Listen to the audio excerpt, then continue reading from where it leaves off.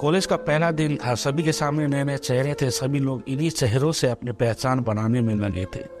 सभी एक दूसरे से अपना परिचय करा रहे थे। तभी कॉलेज के पहले दिन का हमारा पहला क्लास शुरू हुआ। क्लास से पहले चल रहे इंट्रोडक्शन की सिलसिले को मैम ने और आसान बना दिया। उन्होंने आते ही सबसे पहले सभी को अपना इंट्रोडक्शन सबके सामने देने को कहा। सभी स्टूडेंट एक एक करके अपने बारे में बता ही रहे थे। तभी जैसे ही रीना ने अपने बारे में कहना शुरू किया, मानो उसी क्लास में बैठे रोहित की आंखें बस उस पर टिक गई। रोहित बड़े ही दौर से रीना का इंट्रोडक्शन सुनने लगा और उसे एक टक देखने भी। रीना के बैठ जाने के बाद भी अब रोहित की नज़रों में तो बस रीना पर ही टिकी रह गई। कॉलेज के दूसरे दिन भी जैसे ही रोहित कॉलेज आया, उसकी निगाहें तो मानो बस रीना को ही ढूंढ। रोहित ने रीना से किसी तरह किसी भी बहाने से बात करने की बहुत कोशिश की, लेकिन उसे यह मौका नहीं मिल पाया। यह सिलसिला काफ़ी दिनों तक चलता रहा कि एक दिन कॉलेज में एक असाइनमेंट के लिए एक ग्रुप बनाया गया, जिसमें रीना और रोहित का नाम एक ही ग्रुप में था। यह सुनकर रोहित बहुत खुश हो गया। आखिरकार अब उसे रीना से दोस्ती करने का मौका जो मिल गया, और वो इस मौके को किसी भी हाल में गंवाना नहीं चाहता था। और हुआ भी ऐसा ही। साथ असाइनमेंट होते हुए रीना और रोहित में बातचीत शुरू हो गई और देखते ही देखते दोस्ती भी हो गई। समय के साथ साथ अब रीना और रोहित काफ़ी अच्छे दोस्त बन चुके थे।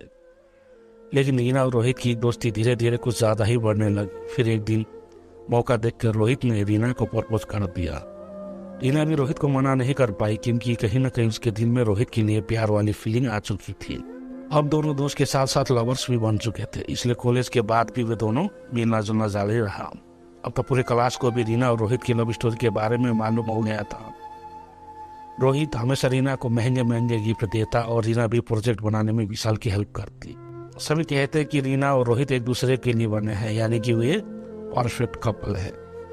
रीना भी हमेशा रोहित से शादी के लिए पूछती थी, तो रोहित हमेशा रीना को भरोसा दिलाता कि अब वो उसके बिना नहीं जी सकता। 3 साल तक दोनों का रिलेशन बहुत अच्छा चला, लेकिन कॉलेज के बाद अब रीना और रोहित का मिलना काफ़ी कम हो गया। रीना के फ़ोन करने पर भी रोहित ठीक से उससे बात नहीं करता था। वो कहता था कि वो अपने पापा के बिजनेस में ध्यान दे रहा है। हालांकि रीना ने अपने घर में भी रोहित के बारे में सब कुछ बताया था, इसलिए उसके घर वाले भी अब उस पर रोहित से शादी का दबाव बनाने लगे। लेकिन अब रीना अपने घर वालों को कोई जवाब नहीं दे पा रही थी। फिर एक दिन रीना रोहित के पापा के रेस्टोरेंट में पहुंच गए। वहाँ उस वक्त रोहित नहीं था, तो रीना ने रोहित के पापा को कहा कि वो रोहित की फ्रेंड है और यहाँ से गुजर रही तो यहाँ आ गई। रोहित के पापा ने रीना को बैठाया और वेटर से कुछ खाने पीने की चीज़ें लाने को कहा। दोनों बैठ के बातें करने लगे। तभी रोहित के पापा ने कहा कि बेटा, तुम आ रही हो ना रोहित की शादी में। ये सुनकर तो मानो रीना को अपने कान पर विश्वास ही नहीं हुआ। फिर उसने पूछा तो उन्होंने कहा कि हाँ, रोहित की शादी है अगले महीने और उसी की तैयारी में लगा है। बहुत खुश है वो, आखिर अपनी पसंद की लड़की से जो शादी कर रहा है।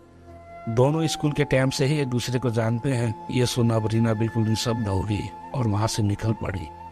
घर जाके रीना सीधे अपने कमरे में गई और खुद को कमरे में बंद कर घंटों रोई।